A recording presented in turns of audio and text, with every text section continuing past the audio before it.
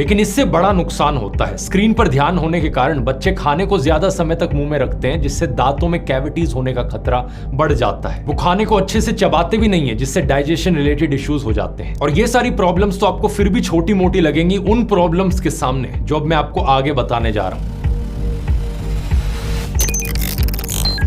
Screen time का दोस्तों बच्चों के मेंटल डेवलपमेंट से एक सीधा लिंक होता है। ज्यादा स्क्रीन देखने से बच्चों का ब्रेन स्ट्रक्चर बदल जाता है। बचपन में पहले कुछ सालों में डेवलप होने वाली एग्जीक्यूटिव फंक्शनिंग स्किल्स कमजोर रह जाती हैं। एग्जीक्यूटिव स्किल्स अगर आप नहीं जानते, ये वो स्किल्स होती हैं जो रोजमर्रा की जिंदगी में लगभग हर चीज में हमारी मदद करती हैं। जैसे कि इमोशनल कंट्रोल, लोगों से सोशली इंटरैक्ट करना, किसी गोल को अचीव करने में जो इंटरनल मोटिवेशन चाहिए होता है, या आगे चलकर पढ़ाई, relationships, job success, self confidence और खुद की केयर करने की एबिलिटी, इन सभी चीजों को शेप करती है। अब जामा पीडियाट्रिक्स में पब्लिश की गई इस स्टडी ने पाया कि 1 साल की उम्र से कम के बच्चों